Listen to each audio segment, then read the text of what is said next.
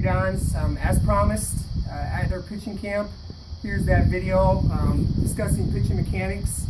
It's going to be another tool that you can use as a resource over the winter and as you practice from now until February when we come back from pitching camp to cross-reference where you're at when we videotape you during pitching camp and cross-check throughout the winter here as you continue to progress and get better with your pitching mechanics. I do want to say great job in the 4 weeks that we had pitching camp. Seen a lot of progress, seen a lot of improvement, seen a lot of things that we were doing incorrectly, improve and get better, and getting to a point where we can start tweaking it and getting it to a point where we can start taking the next step. The purpose here is totally focused on your mechanics. Good mechanics will basically help you with three things. Number one, first and foremost, it helps you with prevention of arm injuries, which is always kind of the key factor in anything with pitchers. Good mechanics will lead to less likelihood of any type of arm injury just because you're throwing properly.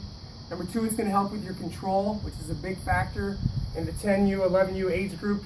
And then the last thing is you will find out as you start to perfect and improve these mechanics, your velocity will also go up. So really, if you focus on where you were at, pick up finer points from this video and compare to where you were at and what you were doing, you should see, number one, better mechanics, less potential for arm trouble, better control, throwing more strikes, and better velocity. First thing, just a reminder, before we even get into these mechanics here, just a reminder of our dynamic warm-up. Make sure the biggest thing you know is when you got the ball on game day is to go through your proper warm-up, from dynamic warm-up, from jogging to stretching, with the dynamic warm-up, making sure you're doing your resistance chords, bend resistance chords, and then also to be sure that you get your field warm-up and then a mound warm-up in before you take the mound here. So proper warm-up, putting yourself in a mental frame of mind of getting ready to pitch before the game is all important as part of that. The other thing we're going to talk about before we start jumping into the actual mechanics is something that we talked about really all year last year, but also during our pitching camp here, and that's proper grip of the ball. Obviously there's several ways a person can grab a ball. You can throw it up in the air, and however it comes down, that's how you throw it. But what we're really focused on as a team and as our pitching staff and as players when you're out in the field is the four-seam grip here. What you want to do, and parents, as you work with your child throughout the winter here, and you can come back to this video and cross-reference things and you're working with them, one of the things you're always going to want to check and dipstick on during the year is how they're gripping the ball. A four-seam grip basically takes the ball as it is. As you can see, here's the two close seams. Grabbing here is called a two-seam grip. Two-seam grips are a little bit less velocity and definitely a lot less control.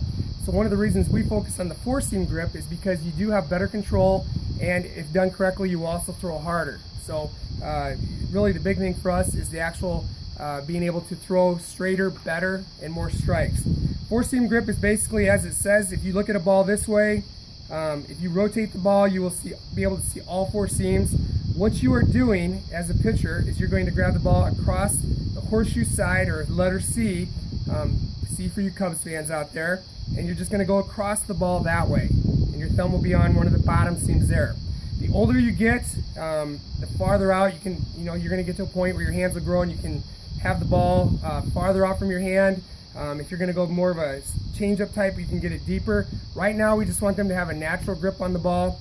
Again, four-seam grip is basically taking the ball so you can see all four seams, finding the C, and then just sticking your fingers across there. So that's kind of a starting point for us after you do your dynamic warm-up and start going through these practice and throwing mechanics that we're going to talk about next. Start with the grip right there. First thing we're going to do is talk about stretch versus windup. One of the things about pitching is there's a lot of motion in about 1.2 seconds. From the time you start your windup to the time you release and the ball gets to home plate, for a pitcher at the 10U, 11U, 12U range, takes about 1 to 1.2 seconds. During that time frame, you have about 5 to 6 major movements that you're doing, and then dozens of other smaller mechanical things that take place in the process. One of the key things is all of these mechanical moves have to be in sync in order for you to throw strikes. And that's why a big focus for us are these larger components within the pitching mechanics. With that said, the less motion you can have, the better off you are. So the question comes up, one of the things we've been working on the entire time here is working out of the stretch. The stretch, of course, is where you work facing home plate. If you're right-handed, your chest, navel, belly button will face third base. If you're left-handed, just the opposite. So we work out of the stretch. You'll see pitchers in high school, major leagues and such, will often do when there's nobody on base, working out of the windup. One thing about it, the windup is really just wasted energy and time, and it's more motion that you really don't need. It has been proven over and over again that working out of a stretch, you will achieve the same velocity as you would out of a windup. You will achieve just as many strikes as you will out of a windup, and the bottom line is, by going out of a stretch instead of a windup, you have less motion that you'll be using. And at this age especially, that's not to say down the road you can't work into a windup, but at this age especially, it just makes more sense, since you're not going to lose any velocity, to lessen the amount of movement that you would have in your windup here. So we're going to work out of a stretch. Again, the stretch is this position here.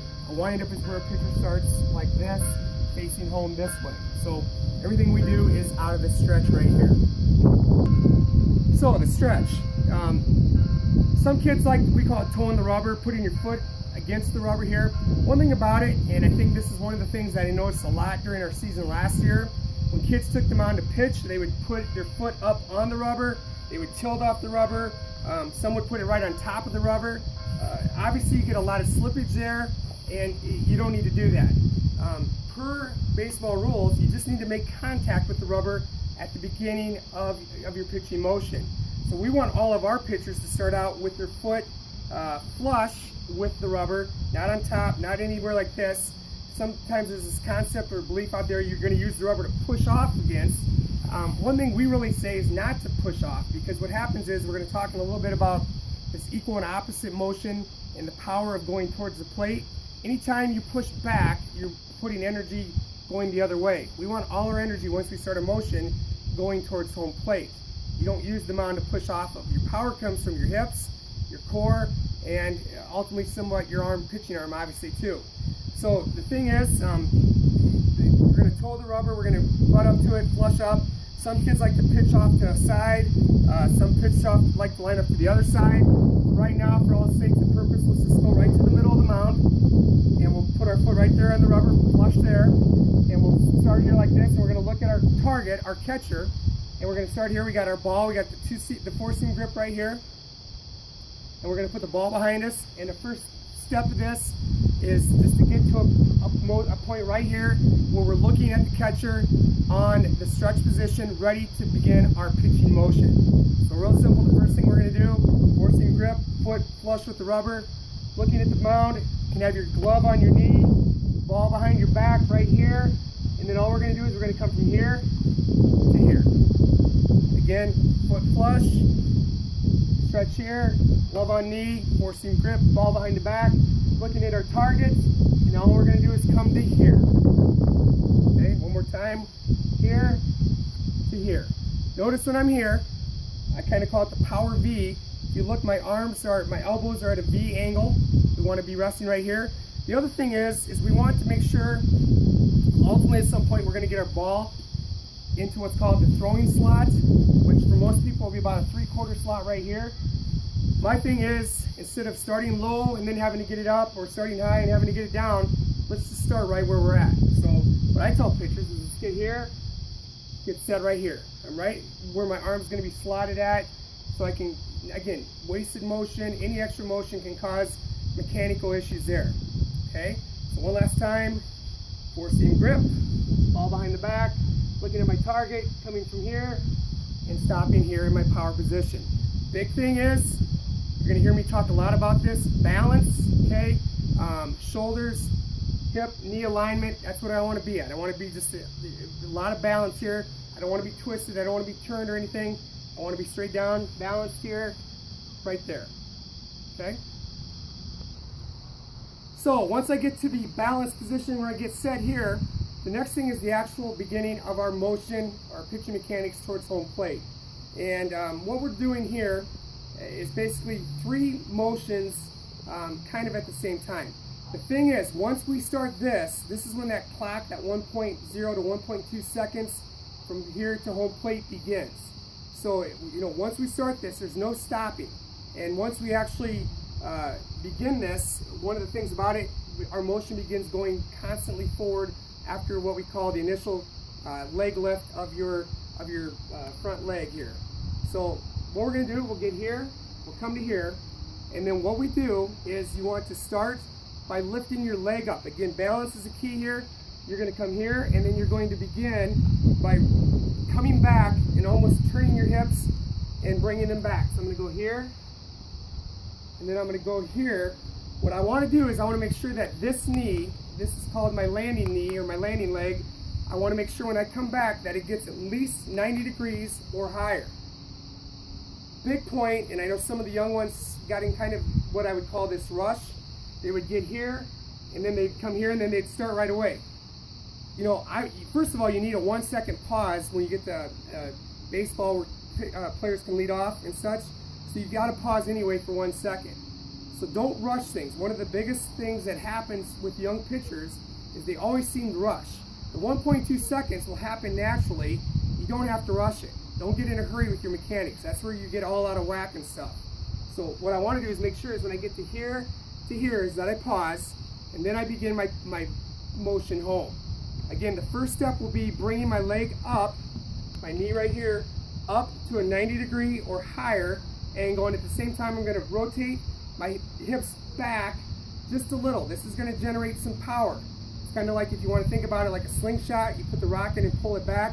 What I'm doing is I'm loading up my slingshot or my hips, the strongest part of my body, my torso, so I can get some power behind it. This is the only time after you start pitching where you actually go backwards. The motion of your landing leg going back is the only time in the entire motion that you ever go backwards. So I'm going to go here, I'm going to get to here, and then I'm going to come up and rotate back a little bit. Here, here, stop. From here, you're going to go to here. Up, angling back a little bit. If they go straight forward, that's not a bad thing. You just can generate more by coming back. Don't get in a hurry. Again, I get to here, set, to here. Then I start, we'll talk about separation and my land leg here in a little bit here. But the biggest thing with your son is get him here, get him set, get him to stop, and get him to here, there. Okay? It's really hard to show this because once you start, we're going to talk about your constant motion home. You don't stop ever. Once you start back, once I go to here, once I start my leg lift, I do not stop ever. So don't have a pitcher that does this, holds it here, and then decides to go home. It's a constant motion. Once I begin it, it's a constant motion. Okay? So the next thing, after I get beginning my stride leg, my front leg, once I start here to here, there are 2 things that happen very quickly, boom, boom, in basically a nanosecond, that are very critical to everything that happens within the pitching realm here. The first one deals with what we call our stride leg, which is your front leg going forward, and the second one deals with our arm position, or what we call separation. I'm going to break this down. Even though they happen pretty close to one another, you really need to break them down to kind of have a better understanding of what I'm talking about here. So again, what this will look like kind of in a fast pace, and then I'll break it down to stride leg and then separation. What I'm talking about here is I'm going from this, coming here, and then my stride leg starts going forward. If you look at that, my stride leg is breaking. At the same time I'm doing this, my arms start what's called a separation. Boom, boom. Stride leg starts just a little bit before separation of your arms. So we're going to focus on the stride leg. Again, I'm here, forcing grip, just so you don't forget it. And from here we go to get set, leg up. What we do here then is once we start this, when we talk about a stride leg, what we're doing is we're taking this and we're driving forward. We're beginning to drive forward. everything on my body should be aligned towards home plate. Your sons probably came home and talked about putting down a tape, and they have a piece of tape that's about the width of a pitcher's mound, and then they have a longer one. The reason for that is because they want to have a straight line to give them a line of recognition of making sure that they're stepping towards their target. Once I start going forward, everything on me, my eyes, my belly button, my stride leg, is going in a straight line towards the catcher. Okay? It all begins with my stride leg. So just to look at the front leg here, again, I'm coming to here, I'm coming back. Once I come here, I'm stepping straight. I'm doing this, boom, coming down there. Doing this, boom. Right now my foot's aligned.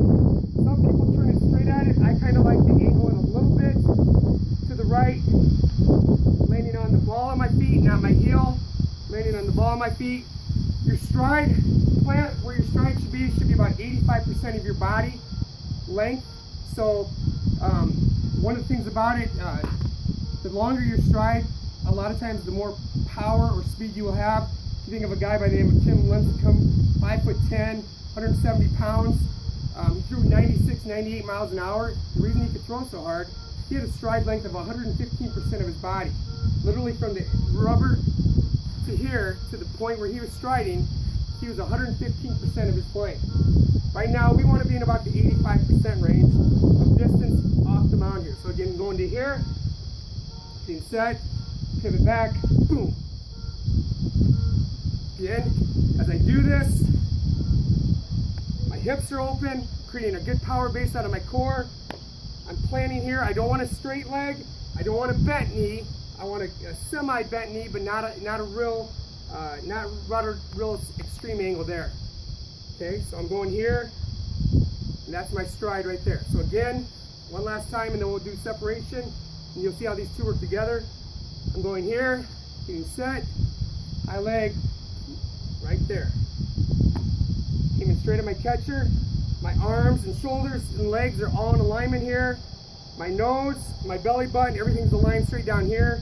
I'm in a perfect alignment, both horizontally and vertically, aiming towards this with my nose looking at the catcher. And once we start talking about the power pivot or the hip rotation, the rest of my body will follow through with that. So as I said, at the same time of my stride, almost simultaneously, not quite, but almost, we begin something called separation. And this is really probably, to me, one of the most important phases of the 5 or 6 major steps of your mechanics. And the reason I say that, number one, if you get out of alignment on separation, you get off kilter. It causes, number one, you to throw a lot more balls. Number two, it also causes some real issues with your release point. The biggest one is if you have bad separation, you end up, this is where your arm troubles come from. This part right here, so I'm striding into separation. People that have arm troubles, whether it's shoulder or elbow, it's typically because of how they separate and where their arm ends up with at separation. Okay? So, again, boom, boom, stride takes place, but the separation soon follows. What I'm talking about in separation is just like it says. So my leg's doing what it's going to do, but my arms are, at this point right here, when I start this, the arms start separating. And what you want to do is you want what's called an equal or opposite directional pull. So not one going forward and the other one staying stationary.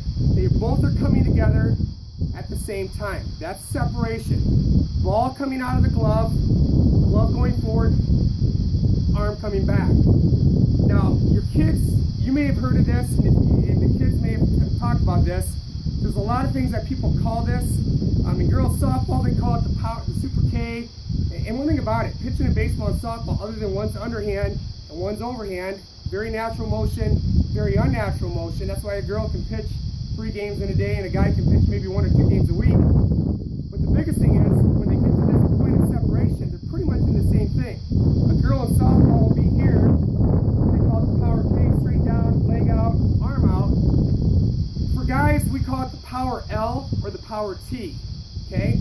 So what I want to do on separation is I need to get to here. So I'm going here. I want to get to here. Power L, basically, if you look at it, is as what it says. I'm here, straight across like an L. Okay? Equal opposite, glove going forward, arm locked in an L angle right here. Okay? I want to be locked in this angle right here. Some people call it power T because some pitchers will actually keep it down a little bit lower. You know, is that ideal? It's not as bad as inverted L's and things we'll talk about later where your arm runs into trouble. Best case scenario, you get to a 90-degree angle right here and you get out like this, separation. Here's the problem with this is, number one, a thing called muscle memory. A lot of our pitchers over time have developed bad habits and they have gotten to a point where they know a lot of things that are pretty difficult on their arm. They have not gotten to the power T or the power L like they should have. And it's a hard habit to break once you start doing it.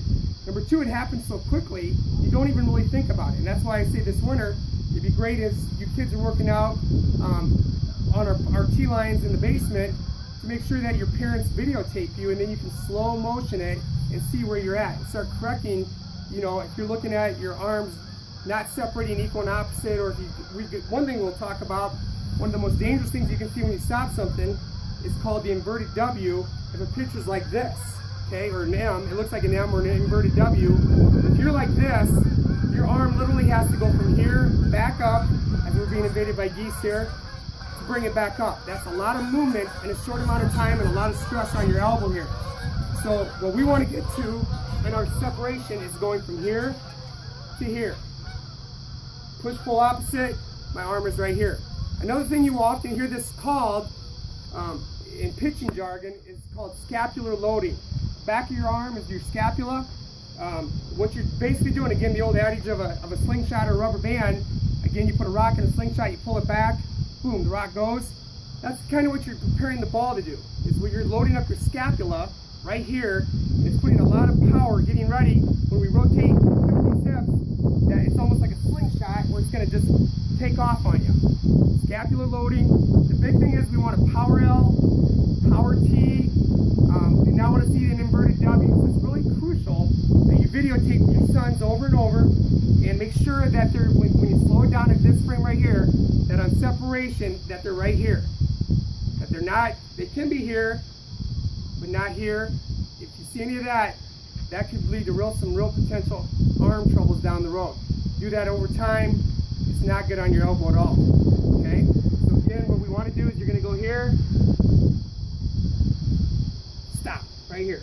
Stride foot's going forward, gloves out, ball's right here. One little caveat, one last thing I want to throw out here. One thing, if you can stop it right here, there's something called the Tommy John twist. And if you see your sons doing this, this is a real red flag and a real indicator of potential damage down the road for what's called the Tommy John surgery. If you notice, one thing we want to do on separation in the power L is I'm right here. If you look at it, my ball is facing towards the camera, facing towards third base. Lefties, your ball would be facing towards first base. Tommy John twist, there are some pitchers that turn the ball out towards second base. If you look at that, that's a very unnatural twist. It doesn't even feel natural me doing it, but for some reason when they separate, they get to here and their arm's here. Literally they have to, basically before they start throwing, have to rotate their arm, or they throw out of this and they have to cut across their body. So if you can, isolate that spot right here when they're separating to here. If the ball's facing right at you as the camera, you're sitting good. If you see the ball turn out like this, it's something we need to work on here. So to do this real quick, to kind of show you what this would look like in real-time speed, like this, coming set, right there. Arms out, power L, got a good stride, nose, head, chest are all lined straight down. My hips are loaded, my scapula is loaded, ready for the next phase, which is called the rotation, hip rotation, or the power pivot. Okay? So, next thing, we talk about the windup.